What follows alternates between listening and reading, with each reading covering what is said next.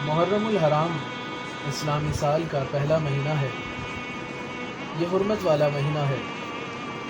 حضرت حسن سے روایت ہے کہ آپ نے فرمایا، اللہ تعالیٰ سال کا آغاز حرمت والے مہینے محرم الحرام سے فرماتا ہے، اور سال کا اختتام بھی حرمت والے مہینے ذی الحجہ سے اللہ نے فرمایا ہے۔ پس ماہ رمضان کے بعد پورے سال میں محرم الحرام سے بڑھ کر اللہ رب العزت کی بارگاہ میں زیادہ عظمت والا کوئی اور مہینہ نہیں ہے۔ حضرت عبداللہ ابن عباس رضی اللہ تعالیٰ عنہ بیان کرتے ہیں کہ رسول اللہ صلی اللہ علیہ وسلم مدینہ تشریف لائے تو آپ نے یہودیوں کو یوم عاشورہ کا روزہ رکھتے پایا، تو رسول اللہ صلی اللہ علیہ وسلم نے ان سے پوچھا، یہ کون سا خاص دن ہے جس کا تم روزہ رکھتے ہو؟ انہوں نے کہا، یہ بہت عظیم دن ہے کہ اللہ تعالیٰ نے اس دن حضرت موسیٰ علیہ السلام اور ان کی قوم کو فرعون سے نجات عطا فرمائی تھی، جبکہ فرعون اور اس کی قوم کو غرق کر دیا تھا۔ حضرت موسیٰ علیہ السلام نے شکرانے کے طور پر اس دن کا روزہ رکھا، لہٰذا ہم بھی روزہ رکھتے ہیں۔ اس پر رسول اللہ صلی اللہ علیہ وسلم نے فرمایا، تمہاری نسبت ہم موسیٰ علیہ السلام کے زیادہ حقدار اور قریبی ہیں۔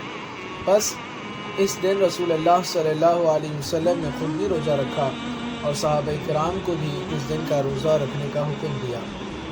ایک اور روایت میں ہے، حضور نبی کریم صلی اللہ علیہ وسلم نے فرمایا کہ اگلے سال سے ہم انشاءاللہ 9 تاریخ کا بھی روزہ رکھیں گے۔ ایک روایت میں ہے، حضور نبی کریم صلی اللہ علیہ وسلم نے 4 اعمال کو کبھی ترک نہیں فرمایا۔ نمبر 1، 10ویں محرم کا روزہ۔ نمبر 2، عشرہ ذی الحجہ کے روزے، ہر مہینے کے 3 روزے، اور نماز فجر سے قبل 2 رکعات۔ حضور نبی کریم صلی اللہ علیہ وسلم کے پاس ایک شخص حاضر ہوا اور عرض کیا، رسول اللہ صلی اللہ علیہ وسلم، رمضان کے بعد کون سے مہینے کے روزے افضل ہیں؟ تو آپ صلی اللہ علیہ وسلم نے ارشاد فرمایا، اللہ تعالیٰ کا وہ مہینہ جسے تم محرم کہتے ہو۔ آپ صلی اللہ علیہ وسلم نے ارشاد فرمایا، یہ روزہ گزشتہ سال کے گناہوں کا کفارہ ہے، یعنی گزشتہ سال کے گناہوں کو بخشوا دیتا ہے۔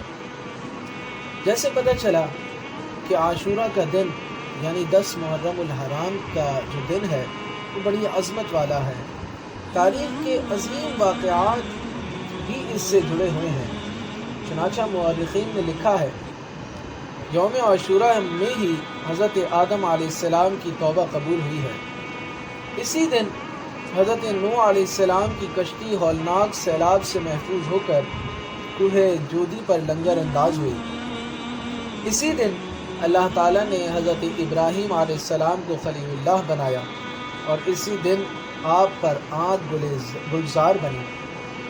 اسی دن حضرت موسیٰ علیہ السلام اور ان کی قوم بنی اسرائیل کو اللہ تعالیٰ نے فرعون کے ظلم و ستم سے نجات دلائی۔